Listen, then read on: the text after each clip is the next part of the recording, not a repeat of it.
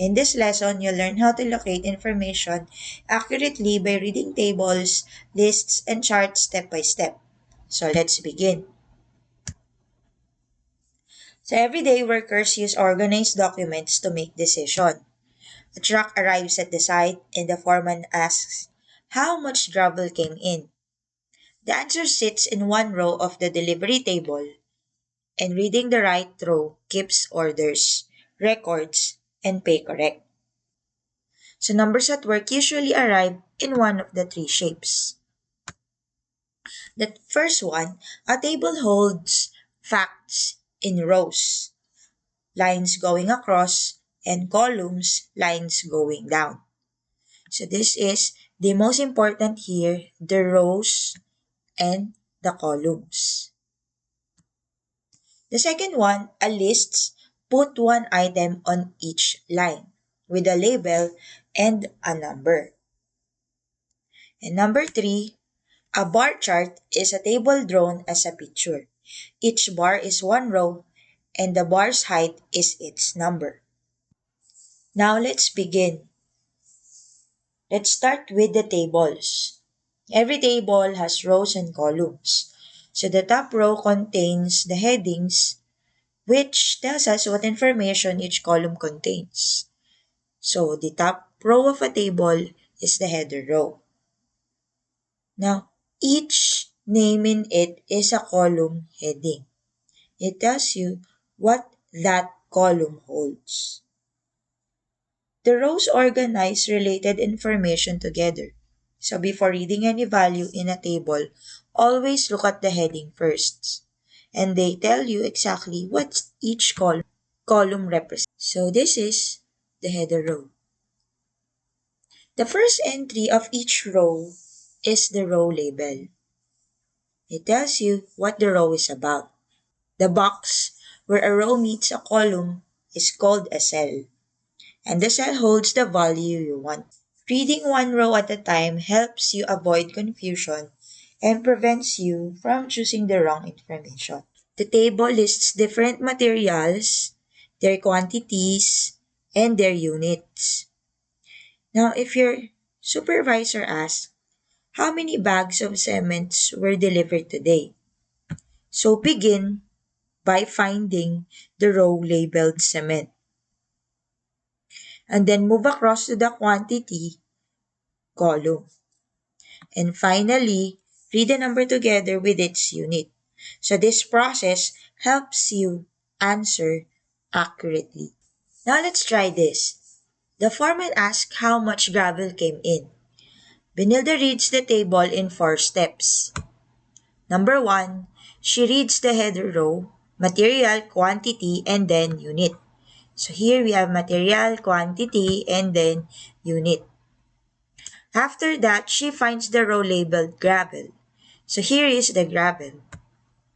Next, she follows that row across. So here is the gravel and then across. So it shows 8 and the unit shows cubic meters. Then finally, she says it in plain words. The site received 8 cubic meters of gravel. Notice that the complete answer includes both the number and the unit.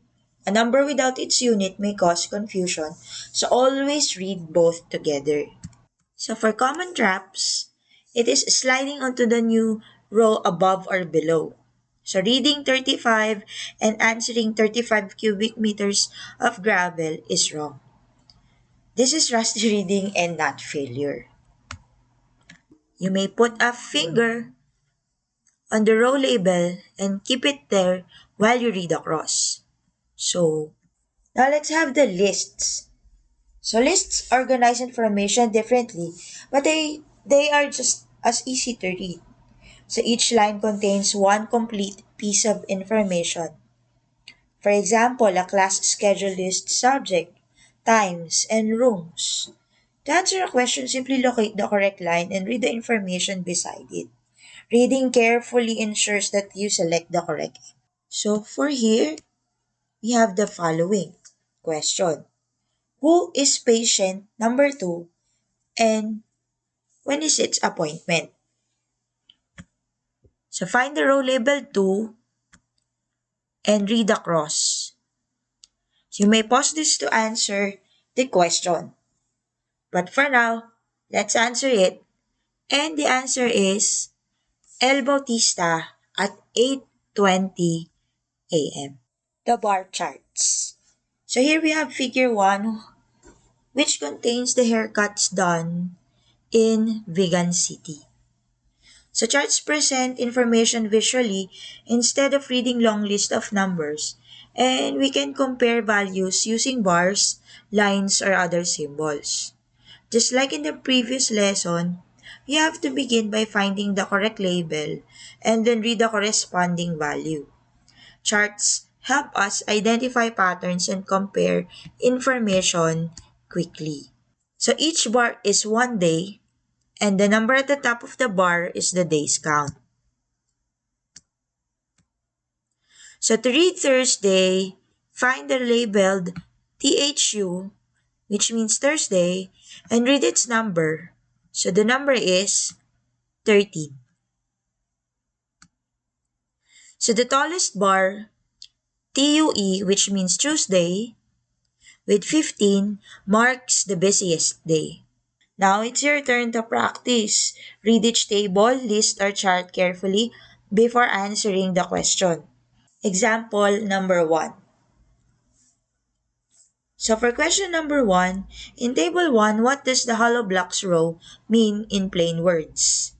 The site received 220 pieces of hollow blocks. The row label is hollow blocks, the quantity cell shows 220, and the unit cell shows pieces. So the number only means something with its label and its unit. A coworker reads table 1 and says that the site received 220 bags of cement. Which slip happened? So the answer is the neighbor row slipped. So 220 belongs to the hollow block rows, not the cement row. So the cement row shows 35 bags, and keeping a finger on the row label while reading across is a big help. So for question number 3, in figure 1, how many haircuts were done on Wednesday? The bar labeled WED or WED, meaning Wednesday, is the shortest, and the number at its top is 5. A shorter bar means a smaller number. So read the bar's own label, not its height alone. So here is Wednesday, and the label is 5. So keep practicing, stay curious, and remember that every number tells a story when you know how to read it.